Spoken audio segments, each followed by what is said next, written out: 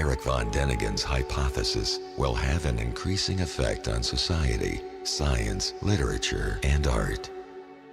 The search for extraterrestrial intelligence is a concern that affects all of humanity. For me, it's like souvenirs of the past. Some of our human forefathers had contact with extraterrestrials. They were here, they visited us, they were in contact.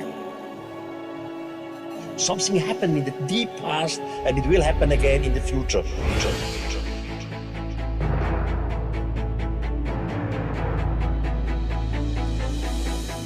The author of the sensational international bestseller and the most compelling non-fiction publication of all time is back in London for the first time in 25 years to celebrate Chariots of the Gods' 50th anniversary.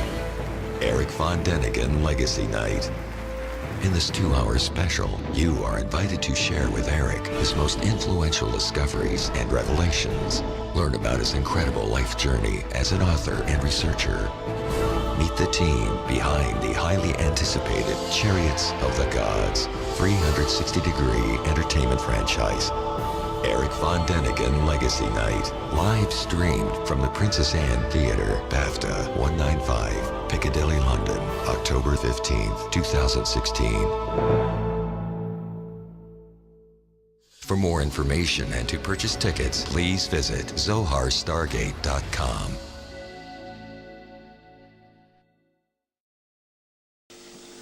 But before I actually go into the talk, I just want to share with you some extracts from 2 or 3 books that I've always held quite close to my heart.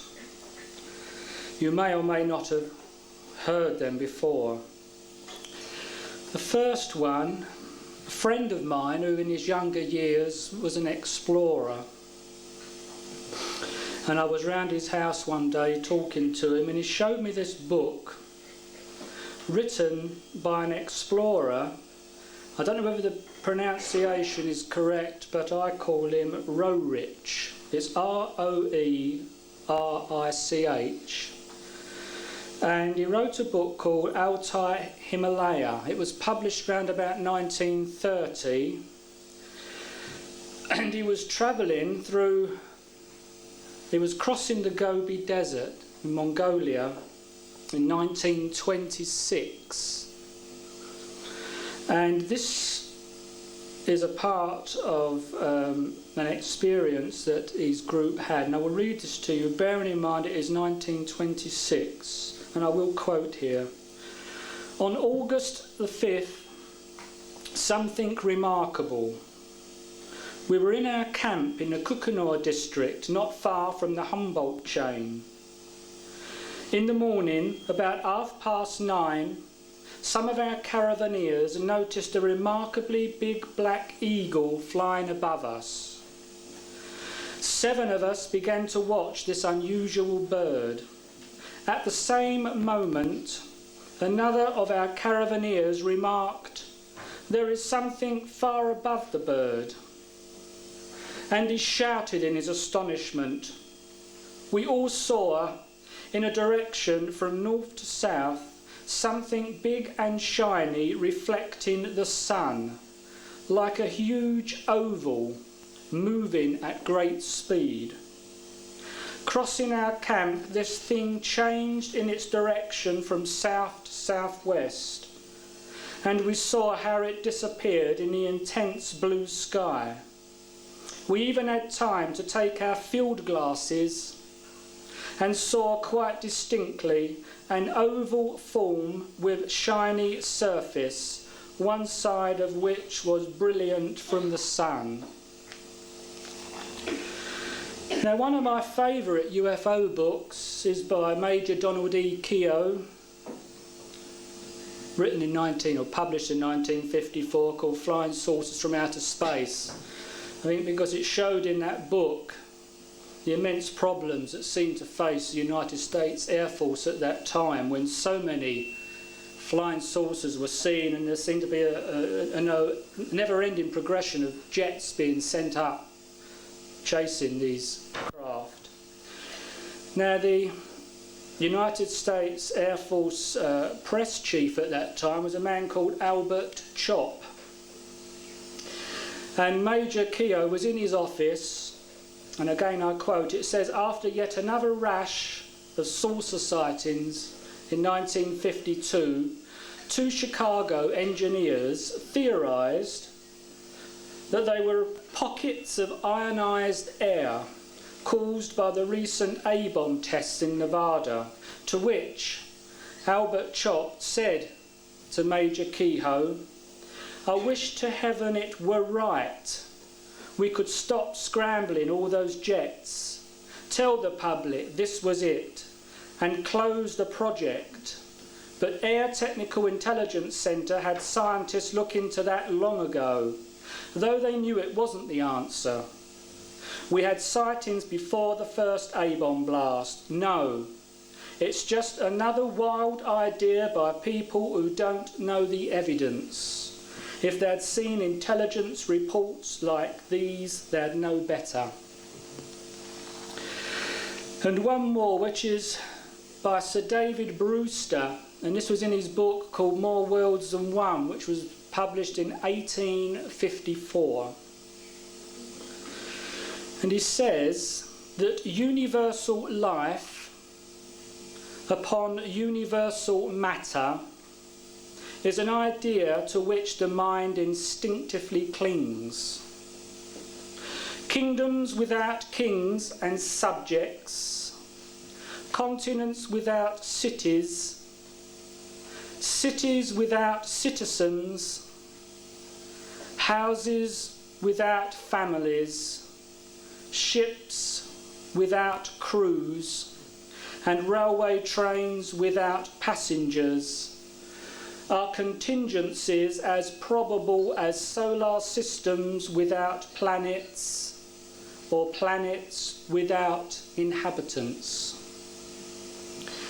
Now, I personally believe that no sphere would come into being without a purpose.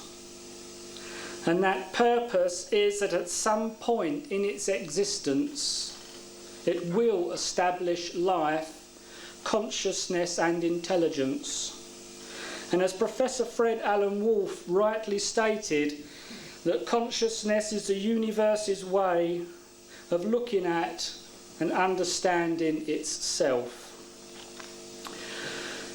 Now, when I was born in the East End of London in 1951. We lived in a tiny house, what they used to call 2 up and 2 down. We lived upstairs, my aunt lived downstairs. The toilet was out the back of the garden towards the end. It was called the backyard trot. And when I was 4 years old, I was standing in the living room talking to my mum. She passed away 2 years ago, but we often used to talk about this conversation. And I said to her, Mum, there's no such thing as death. She said, what do you mean, son? She said, when you die, you die. I said, no, you don't. I said, you take someone that's like buried in the ground. I said, the universe goes on forever, and you can't tell me that we never take a part in that universe again. It doesn't make sense. I said to her, we have to come back because it's the only way that we can evolve. I was trying to talk of reincarnation, but at 4 years old I didn't know the word reincarnation, but I did know that we were not just this life. In the same conversation, I said to her, also, Mum, you're not my real parents. And she was quite shocked at this. And she said, well, of course we are. You were born in this house. And I said, well, you are as far as bringing me here physically, but my real parents are in space.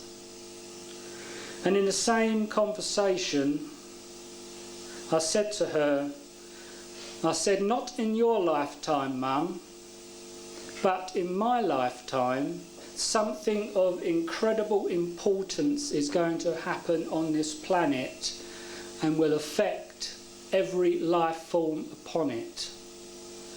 And I think we are approaching that now. Now, from that point, I found it very difficult to relate to anybody. There was no one that I could talk to. I had a lot of knowledge in my head about space, about the space people, and there was no one I could talk to. I thought I was the only person in this world that knew this.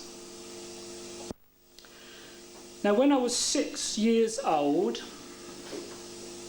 we got our first television. Now, apart from Emergency Ward 10, which some of you will remember if you're as old as me,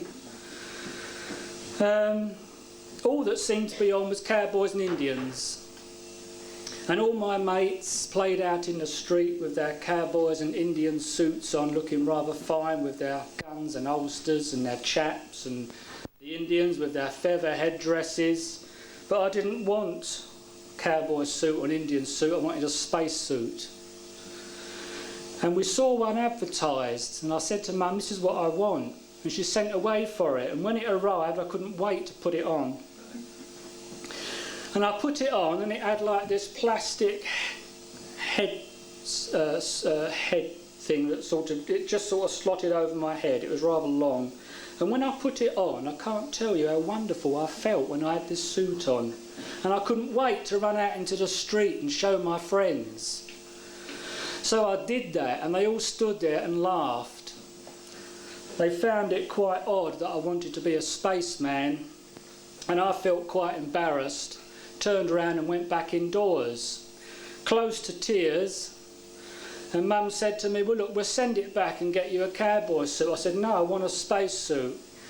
So I said, what I'll do, I'll just wear it indoors. And that could turn into something nasty, couldn't it? Really? But I'm quite safe, I think, in that area. But that's what I'd done. Now, I was a bit depressed. I didn't go back out and play again. So in the afternoon, I was reading my comic called Eagle, and I was reading the final chapter of a story about Dandere. I was sitting at the table.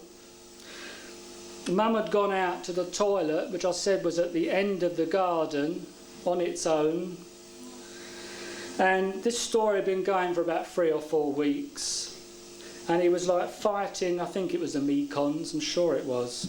Am I right there, the Mekons? Yeah. Eh? The Trings, was it? Mekon was the leader. Mekon was the leader? Right. Well, I'm going to say Mekon because that's the word that always stays in my mind. So just ignore that. I'm going to say it was the Mekons. I like that name. So I was reading this. It was about the 4th chapter, and it was like the end of the story. And there was this great big battle of darkness over light. And Dandere won. And I was so incredibly excited, I was screaming at the top of my head. And I was saying, Mum, Mum, quick, Mum, come here, Mum, Mum, Mum. I just kept saying. And in a minute or so, Mum had come running up the stairs. She crashed through the door. She still had her knickers and skirt around near her knees. And she said, what on earth has happened? I said, Dandere's just beaten the Mekons. And she stood there and she said, I've just run up the garden like this. She said, don't ever, ever do that again. So it became very lonely. And I don't know about Adrian Mole, but I think somebody ought to write a book called The Growing Pains of a Young Ufologist. I tried once more when I was about 11 to try and make some sort of communication with somebody else. And I used to sit out watching the stars. I loved sitting out in the garden watching the stars. And I was always amazed that the plough, the Great Bear, looked like a giant saucepan.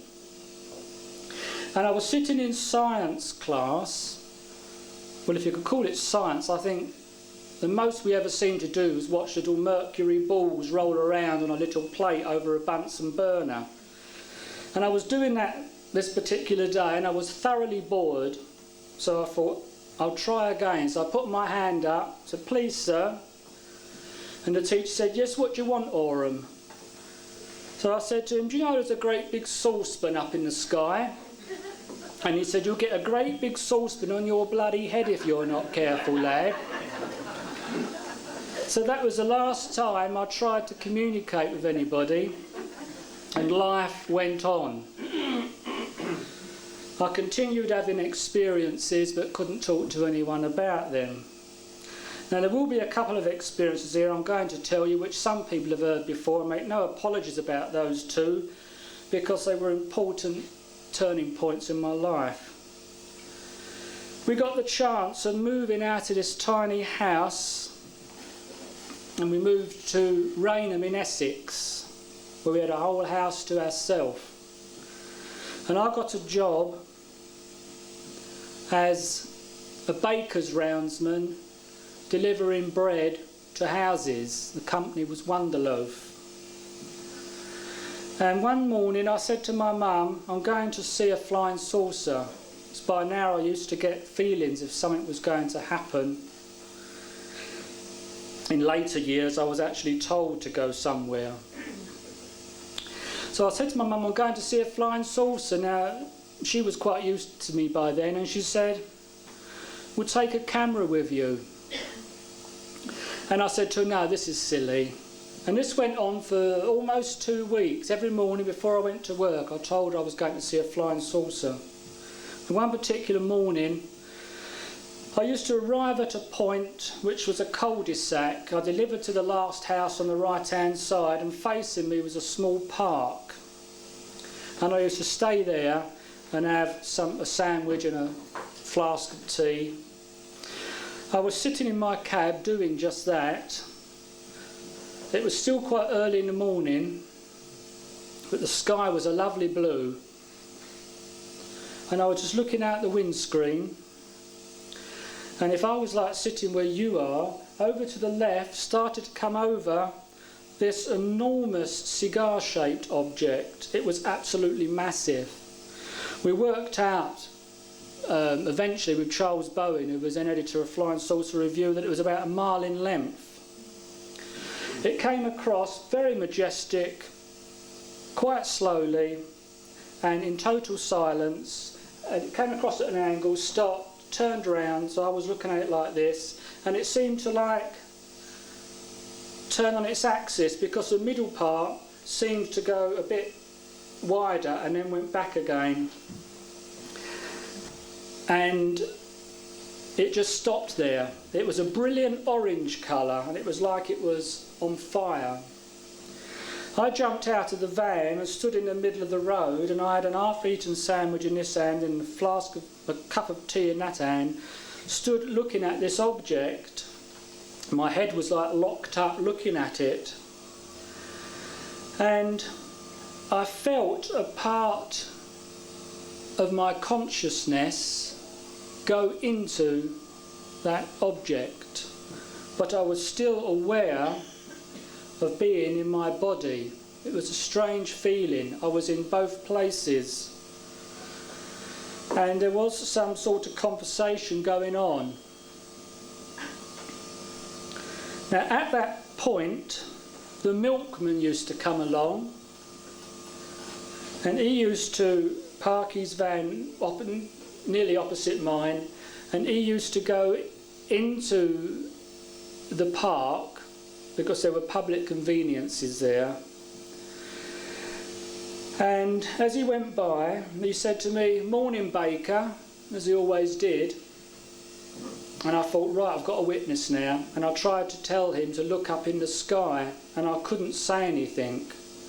I tried to speak and I couldn't. And he walked in to the park to go to the toilet, and I thought, well, when he comes out, I'm going to try again, but if I still can't talk to him, he's got to wonder what I'm doing, standing in the middle of the road with my head locked up in the sky with a sandwich and a cup of tea.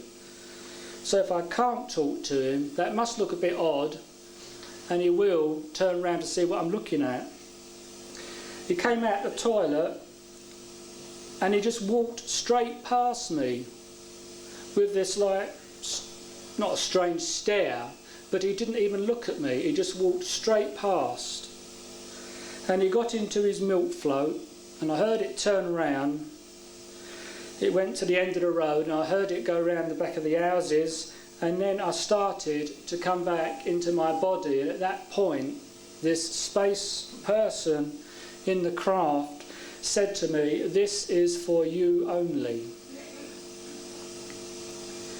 I came back and I was able to move again, and I was incredibly excited. I didn't know what to do. I wanted to tell someone. I had the Daily Mirror in the cab of the van. I rang them and told them about it, but could get no sense out of them at all. They just didn't want to know. I eventually started delivering the bread, and I went to 2 or 3 wrong houses. I eventually got to one which was the right house, and as this elderly lady answered the door, she said, "My goodness, Baker, you look like you've just seen a ghost." I said, "I haven't." I said, "I've just seen a flying saucer." I said, "It was incredible." She said, "Now you come indoors and make you a nice cup of tea." I said, "No, look, I've just seen this flying saucer." I said, "No, it's all right, Baker. You just come in and sit down and make you a nice cup of tea." I said, "Look, it was enormous." I said, "It took up the whole sky." I said, "A part of me went into it. They told me it was just for me and blah, blah, blah." And she said, "No, Baker, you're not driving that van in that condition. Sit down. I'll make you a nice cup of tea." I said, "Look, I've just seen this flying saucer." She said, "I'm going to ring your boss." I thought, oh my God. So she rang me boss and told him that I was not in a fit state to carry on delivering my bread. So he came out with a relief driver. By then I'd calmed down a bit, and I thought, well, the last thing I can do is tell him I've seen a flying saucer, because I'll probably get the sack. And he arrived and he said, "What's wrong?" And I said to him, "I don't feel very well." So he took me home, and I told Mum what I'd seen, and Mum said, "Why don't you go across and buy a newspaper?" And I don't know why I bought this particular newspaper. I just went over and grabbed one, and it was a Daily Express. We were looking through it, and we saw there was a science correspondent in there called Robert Chapman. She said, "Write to him." Now, by a strange coincidence, and there is a hell of a lot of coincidences in ufology, I wrote to him, and he had apparently just brought a book out at the time called UFO. And he wrote back to me and said that he had passed my letter on to Charles Bowen, who was then editor of Flying Saucer Review. I eventually went to see Charles Bowen, and an article came out in the 1970 issue, Flying Saucer Review. I think it was a June issue. But when that came out, 2 people found their way to my house and took me to Warminster. I didn't know what Warminster was at the time. And that was an enormous change in my life, because I went to Warminster. Furthest I'd ever been was Clacton up till then, so that was quite a journey in itself anyway. We went up Cradle Hill on the Saturday night, and there must have been 200 people up there. There were cars all the way down the hill. And I couldn't believe that there was all these people that knew about flying saucers and spacemen. And that's really when my life started to take a turn for the better, I suppose. I was able to communicate with other people, but the experiences actually picked up, and I got inundated with experiences. Now, I'd just had, which I'm not going to go through now because it's too long to explain, but I had a whole week of UFO sightings in Warminster. I went there for a week's holiday, and they came nearly every night. They answered our talks. They told us to go there. The car was affected. It had to be dumped in the end. It was an incredible week. And at the end of the week, when I came home, Mum and Dad were still up watching telly. It was about 11:30. And I sat down and told him about this incredible week that I just had. It was a very difficult thing, you know, to go and have these experiences and then come back into a mundane life. But I told him about this experience, and my dad just laughed. My dad was incredibly down to earth. There was no one more down to earth than my dad. And he didn't believe any of it. I was more spiritually in tune with my mother, and she was my saviour, I suppose, when I was younger. Now, I was quite annoyed at my dad keep laughing at my experiences and not taking them serious. So I sat in meditation on and off for 2 weeks. There was more people around there. Let's see you. Shall I move over a bit? Are you okay there? Yeah. I sat in meditation on and off for 2 weeks, asking the space people to come down and let my dad see them. So I felt he needed this to happen. He didn't, but I did. And after 2 weeks of meditation, at the time I was working at the Ford Motor Company, and I was on a 3-shift system. This particular week I was on night work, and that was like from 10 o'clock till 6 in the morning. I used to go to bed in the afternoon about 3 o'clock. Mum used to wake me up about 9. I'd have something quickly to eat and I'd leave about 9:30. This particular night it was 10 to 8, and I was woken, which I'd got quite used to by now, which I can only call a voice impression. It's not an audible voice like someone speaking in my ear. It's something I hear in my mind. I suppose it's telepathy.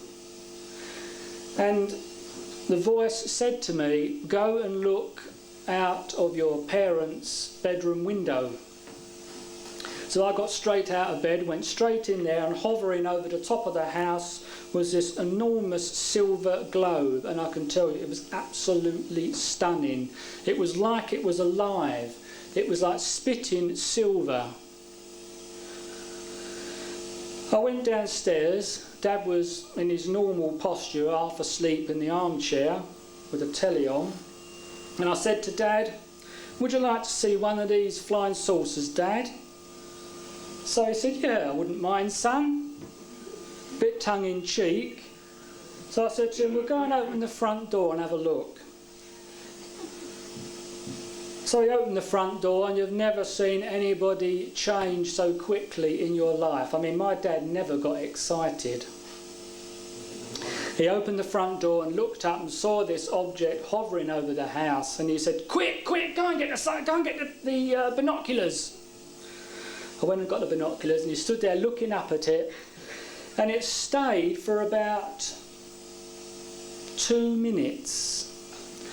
And I remember standing there looking at it, and I thought, this is staying still for quite a while.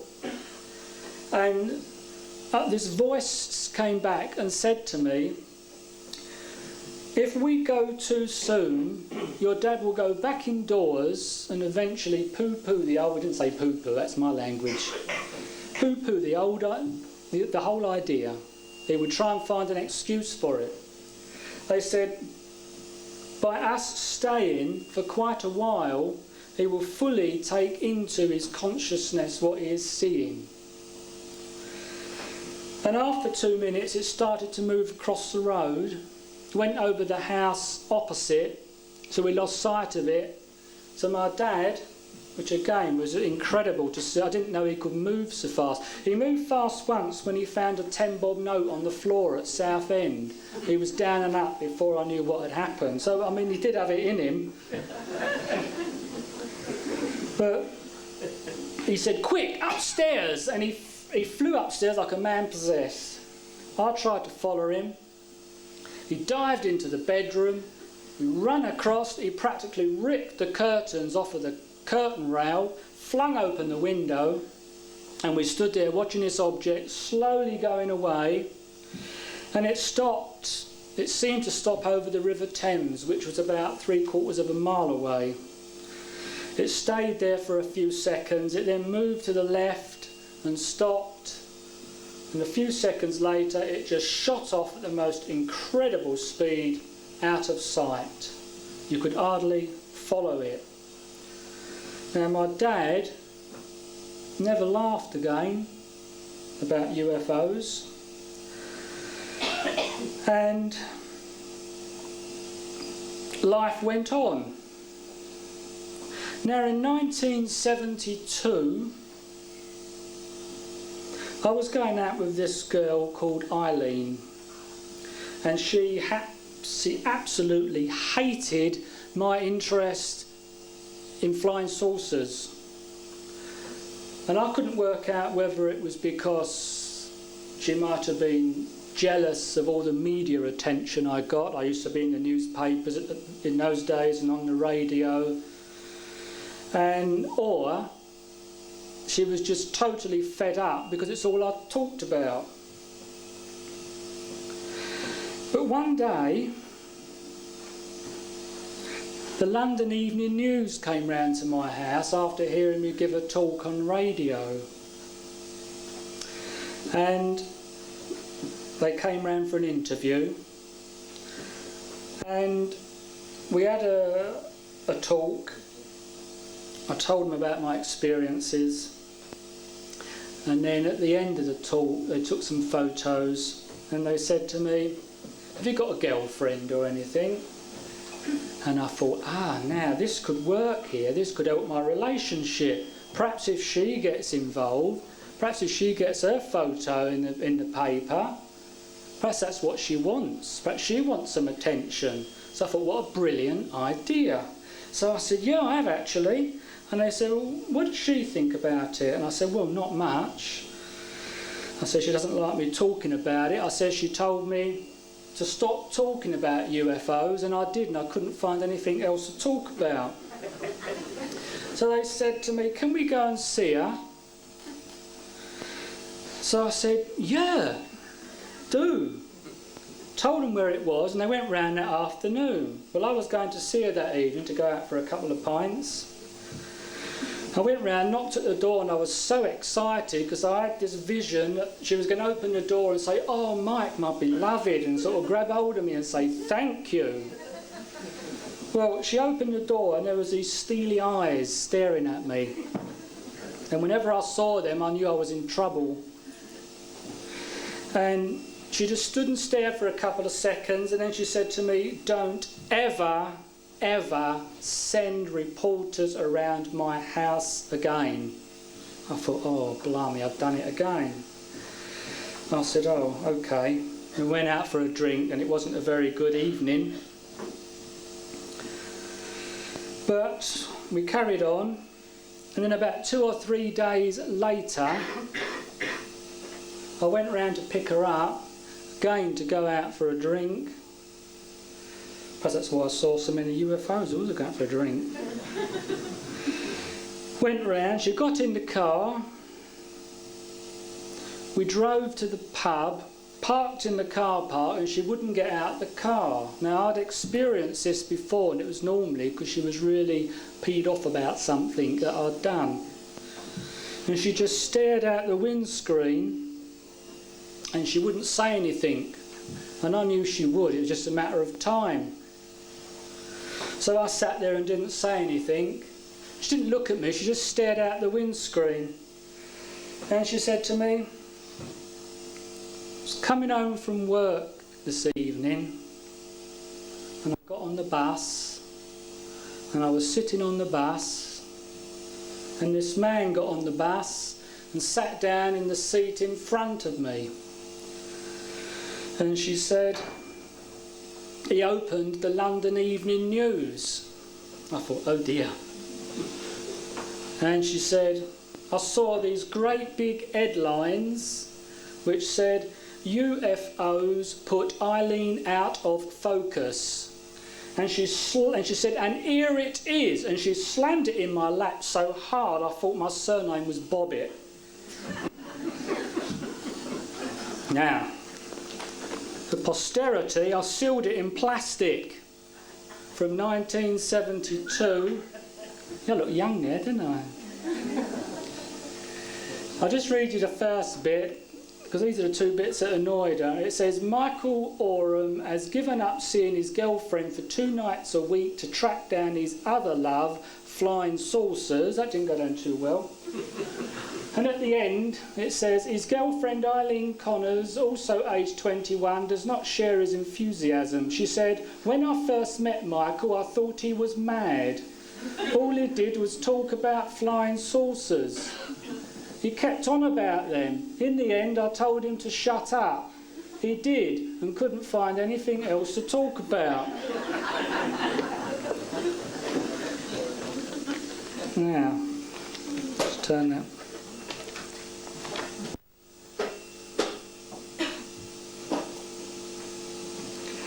Right, so I thought it worked for me dad, it can work for her. So I sat in meditation and I said to him, look, I really need this one to work, even more than my dad. I need Eileen to see you. So I said, how about it? About 10 days later, I was taking my mum and dad to see my sister and her family in Harlow in Essex. It's about 23 miles away. Now for about 17 of those miles I used to take all the shortcuts through these tiny little country lanes, very windy, very dark. And Eileen, which was a bit surprising, decided to come with us. I was surprised when she said, can I come with you? So I said, yeah, okay. So she did. Now, coming home that night, we were coming down the main road to the point where we had to turn in to start going down these 17 miles of dark country lanes. I was in the front driving, with my dad was in the front with me. My mum and Eileen were in the back.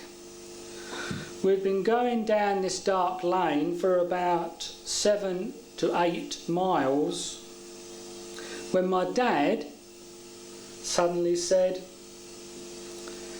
there's this light that's following our car. I said, nah, it's probably a star, Dad. Carried on driving. He said, I've been watching it, he said, for about the last 5 miles. It's following our car. So I was driving along and trying to bend down to look, and I couldn't really see properly. I said, no, it can't be, Dad, you sure? He said, I've been watching it. He said, it's following our car. He said, every time we go round a bend, that's going round the bend. It's following us and keeping the same distance all the time. And then this little voice in the back of the car said, I saw it as well. And I thought, did I hear something then? So I said, what was that? She said, it's true. I've been watching it. She said, I didn't want to say anything. She said, as soon as we turned down this dark lane, that's when it first appeared. But I tried to tell myself it wasn't really there, but it is there.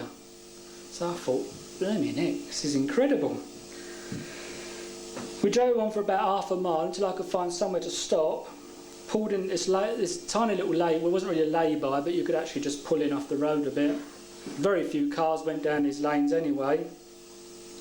I didn't want to get my whole family wiped out in one go in case a car was coming down. And we all got out the car, and this light had now stopped. And it was just hovering in the field. It was silver glow, and it didn't do nothing, it just stayed there. We stayed there for about 5 minutes watching, and nothing would happen that we are aware of. And then it suddenly just shot off at incredible speed. It was quite close to us. No noise or anything. Shot off at an incredible speed. Now, that was marvellous in itself. But what was even better was that the next night, when I went round to see Eileen, she said, can I have one of your UFO sighting forms? I want to fill it in. So this was an incredible change round. Our relationship still ended some months later, but this was still quite an achievement. And just while I mention, I'm just putting this little bit in here. I was talking to my dad about 3 weeks ago. Now he's 84 now. Since Mum died, he's gone downhill very quickly. He's in a walking frame, but he has home care. He doesn't want to leave his home, but his mind is deteriorating, his memory's going. He forgets quite a lot now what you tell him. I rang him up 3 or 4 weeks ago to see how he was. He goes over the Old People's Centre every Tuesday.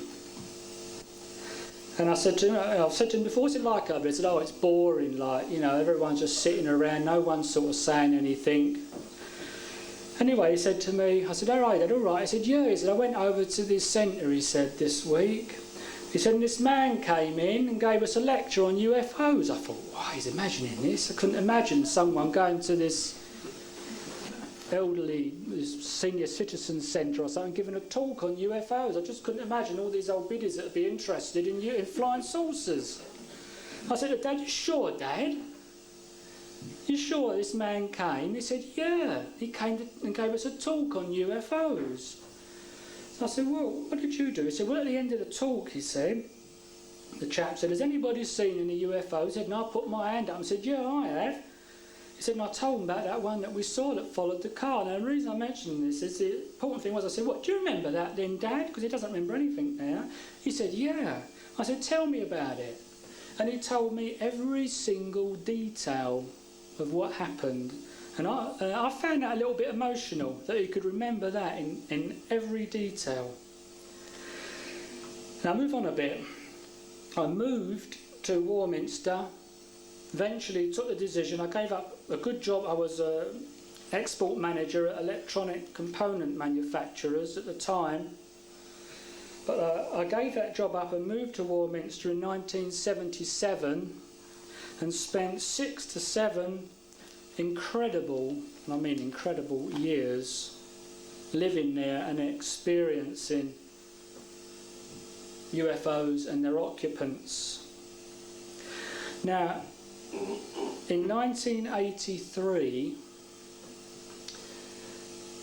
I had 3 transitional experiences. I call them transitional experiences, which is like the passage from one place or state to another. I'm not happy with the word abduction, and I think that needs to be carefully looked into anyway. I think a lot of people that feel they've been abducted, if they could perhaps contact their higher self, it might not be an abduction, because I feel that there could well be permission given at a higher level, and we may be just distorting what is happening when we come back through our lower mind, and that does need careful investigation. I call them transitional experiences, and in 1983 I had 3 in round about 2 months. I was taken up on a beam of light, and on each of these visits I stayed with one particular being. There was other space people around. She was a female, and she was dressed in a green, tight-fitting green suit. Reminded me rather of like the ski suits, but it's not as baggy, it's much more tight-fitting. I could see no zips or buttons or anything like that, and it was almost, I remember standing there and looking at this and thinking that she must have put it on by thought, because I couldn't see how she'd got into it. Now, she had a belt and a buckle, an oblong buckle on her belt, and she said to me that if that buckle was removed, she would cease to be. Now, at the time, I sensed that it controlled some sort of environment in her suit. I did have another theory later on in life when I came to know them a lot more and found that there was a lot more light to their body than what there is to their physical body. And I did sometimes wonder if they could actually put on a form, because it would be easier for us to recognise, and that buckle may well have provided this form. whether in some sort of image or an actual physical or etheric body. I don't know, but I like to look at things from all angles. Now, she said to me that I no longer needed to see them physically anymore. She said it would serve no more purpose. She said what I had to do now was use my mind. She said I had to meet them halfway.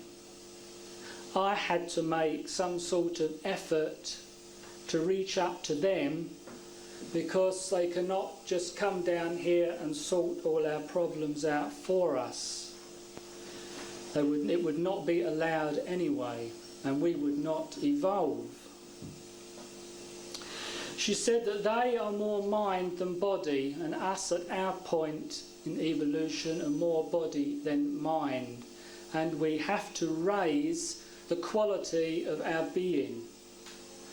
We have to raise the quality of our thoughts, our actions. We have to raise the quality of our heart centre. We have to raise our vibrations, our frequencies. And we have to try and reconnect to our divine inner self. She said that we shut this out a long, long while ago, but it was now time to reconnect. She said that we no longer feel no longer feel worthy. She said if you knew who you were, meaning all of us, then we would probably make much more spiritual progress. She said you are not just 70 She said you are all old souls. She said you came here a long, long while ago, hundreds of thousands of years ago, in a three-dimensional world, moving through different levels of awareness and consciousness, different dimensions, even before you became human. That she said that you are at a point now where doorways can open. She said these doorways have happened in the past. It is no new thing. But there comes a time when opportunities arise. And now she had a sense of humour, because she said to me, there may be a lot of unemployment on this planet, but there's wonderful job opportunities out there. She said that these doorways, when they happen, we have to grab at these opportunities. She said there are too many people on this planet now that are ready to move forward, and there are too many people on this planet that are holding us back. She said everything is about the evolution of consciousness. As I said earlier, consciousness is the universe's way of knowing and understanding itself. Everything is the evolution of consciousness. Now people today, many people today, are now having memories of their origin. And that is, yes, they have been here for a long, long while, but it was not their place of origin. And this is what I was trying to tell my mum when I was 4 years old. My real parents are out in space. What I meant by that is that my origin was somewhere else than this earth. Now, you may think I'm a bit naive, but I'm not naive. I do try and look at all aspects of ufology. And I just want to talk a bit about the negative side. Now, I believe in universal life. Life is everywhere. But I'm sure that every race that moves through space or other dimensions or whatever will not all be that the high spiritual evolution that these people are that I meet. When I'm with them, there is a sense of incredible love, a universal love. And it's difficult to come back. But I'm sure that there must be other races that have the technology to move through space but lack the spiritual dimensions, very similar to what we have on this earth. And that is a technology that has outstripped spirituality. There's so much talk today of aliens that are supposed to be coming here, doing deals with the secret government, giving us technology for the exchange of a few animal mutilations, taking a few humans, having a few underground bases.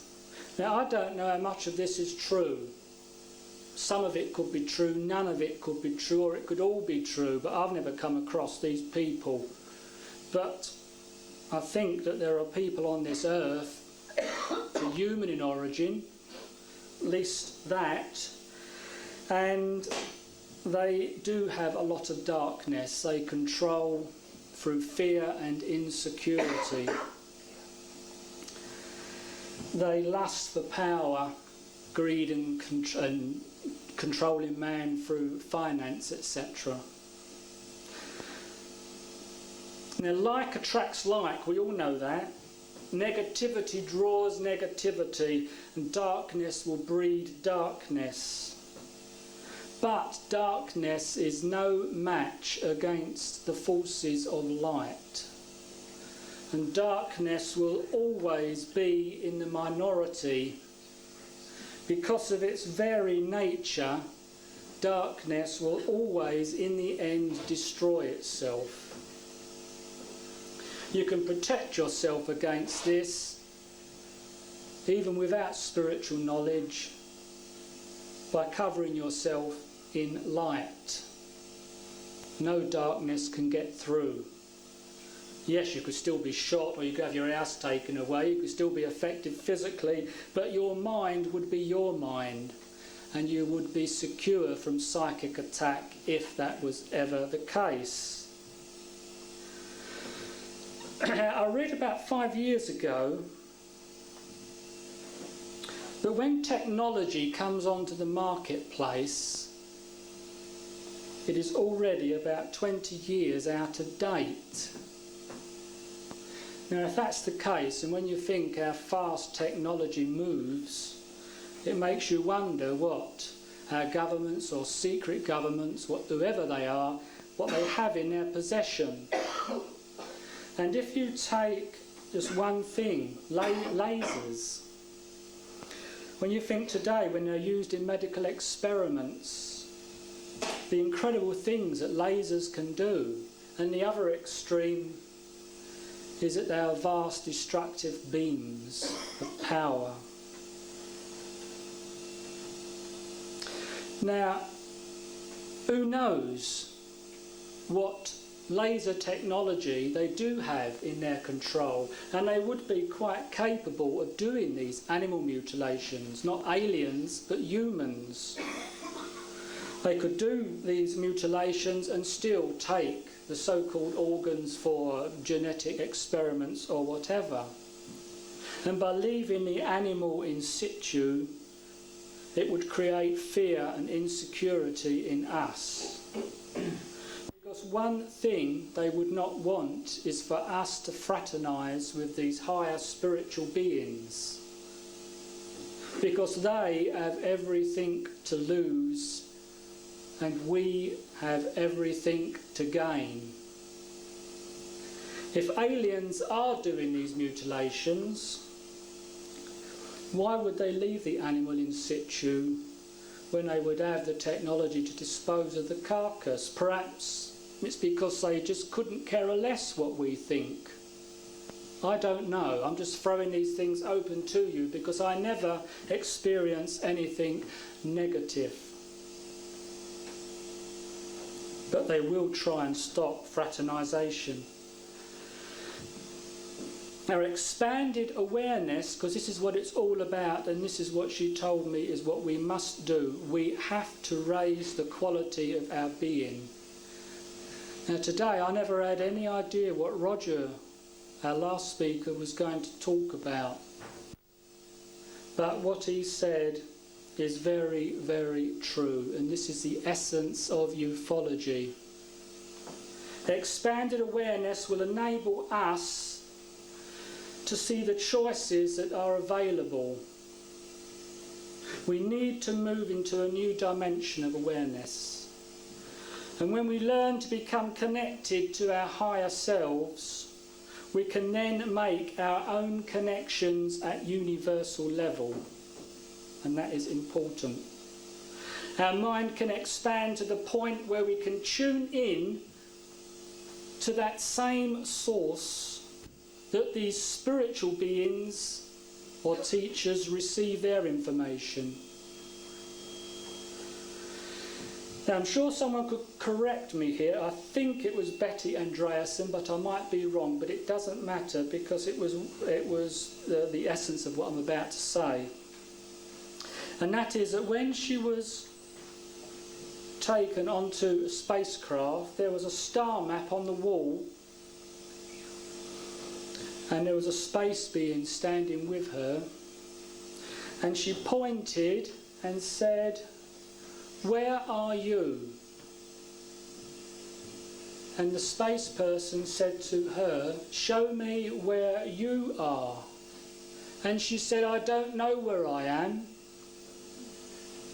And he said, "Well, if you don't know where you are, what is the point of me showing you where I am?" Now, the point in that is for us, we must know and understand ourselves before we can hope to know and understand these higher spiritual beings. We have to reconnect with our divine inner self. For the very least, our own, as Roger said, salvation. And I'd just like to finish by saying that we have seen how we can destroy a planet, but now let's see how we can create one. Thank you very much. Eric von Däniken's hypothesis will have an increasing effect on society, science, literature, and art. The search for extraterrestrial intelligence is a concern that affects all of humanity. For me, it's like souvenirs of the past. Some of our human forefathers had contact with extraterrestrials. They were here, they visited us, they were in contact. Something happened in the deep past, and it will happen again in the future.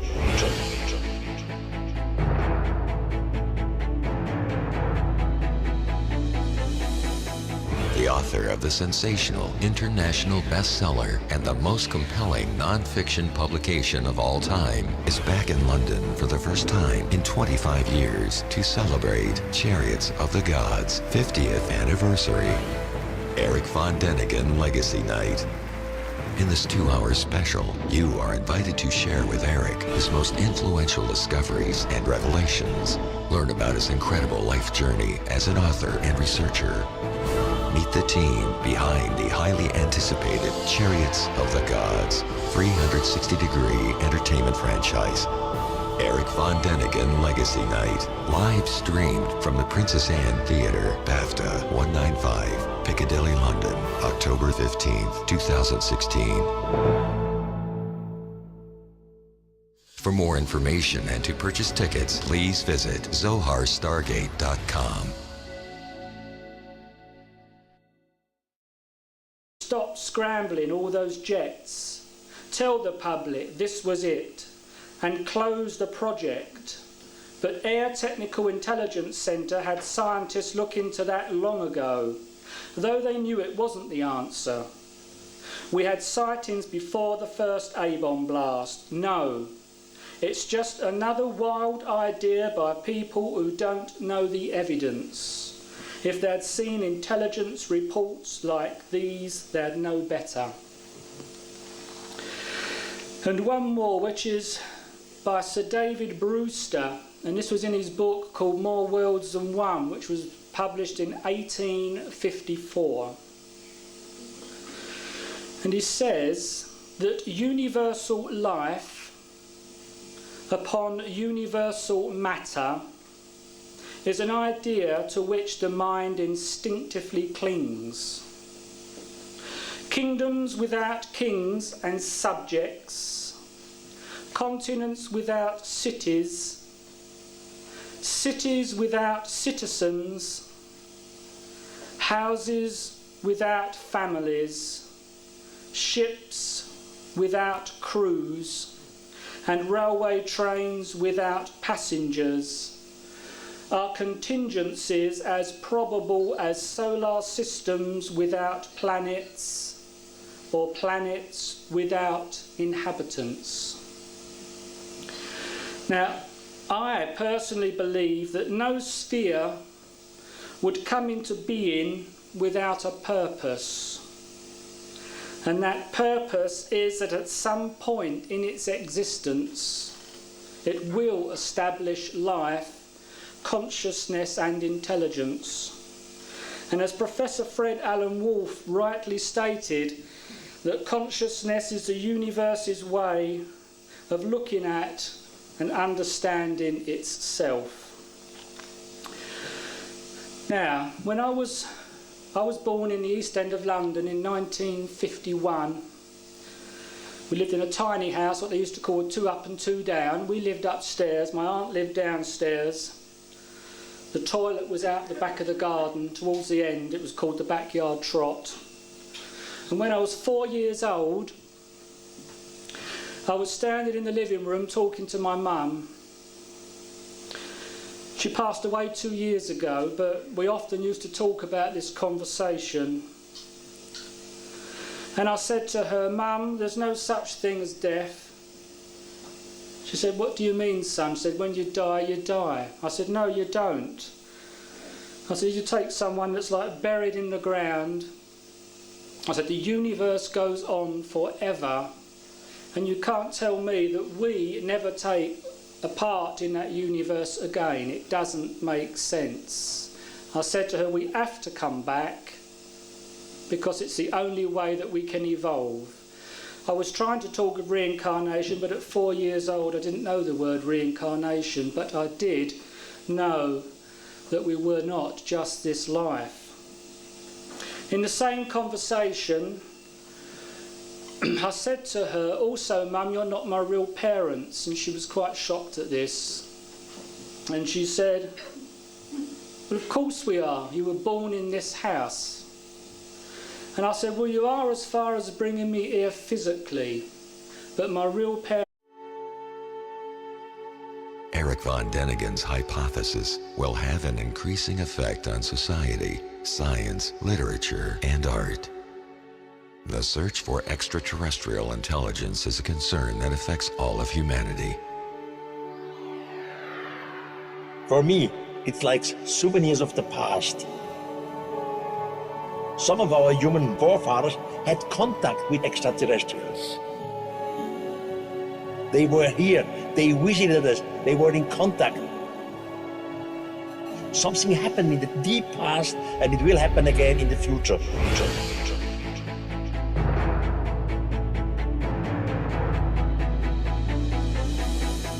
The author of the sensational international bestseller and the most compelling non-fiction publication of all time is back in London for the first time in 25 years to celebrate Chariots of the Gods' 50th anniversary. Eric von Däniken Legacy Night.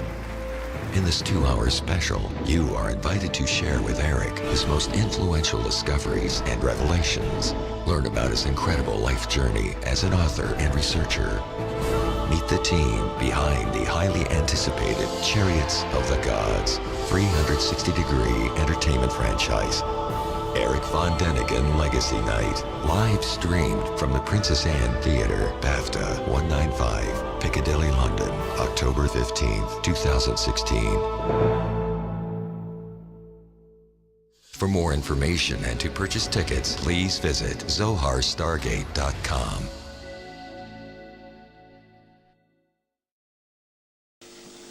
But before I actually go into the talk, I just want to share with you, in a direction from north to south, something big and shiny reflecting the sun, like a huge oval moving at great speed. Crossing our camp, this thing changed in its direction from south to southwest, and we saw how it disappeared in the intense blue sky. We even had time to take our field glasses and saw quite distinctly an oval form with shiny surface, one side of which was brilliant from the sun. Now, one of my favourite UFO books is by Major Donald E. Keogh, published in 1954, called Flying Saucers from Outer Space.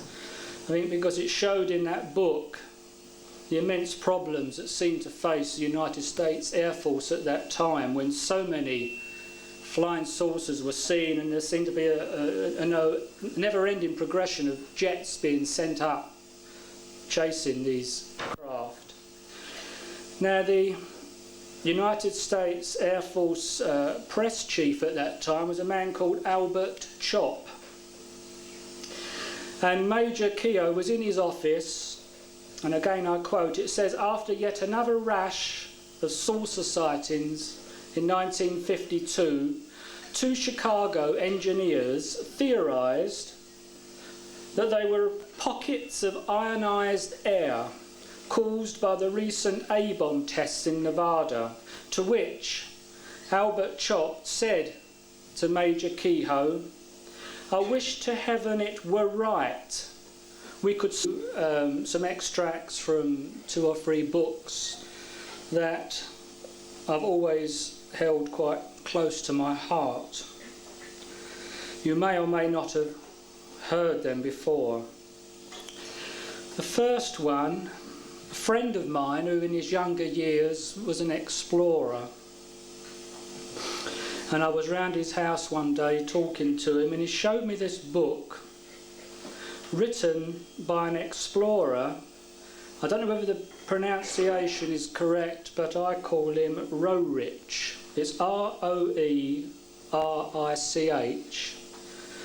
And he wrote a book called Altai Himalaya. It was published around about 1930, and he was travelling through, he was crossing the Gobi Desert in Mongolia in 1926. And this is a part of an experience that his group had. And I will read this to you, bearing in mind it is 1926, and I will quote here. On August the 5th, something remarkable. We were in our camp in the Kukunoor district, not far from the Humboldt chain. In the morning, about 9:30, some of our caravaneers noticed a remarkably big black eagle flying above us. 7 of us began to watch this unusual bird. At the same moment, another of our caravaneers remarked, "There is something far above the bird." And he shouted in his astonishment. We all saw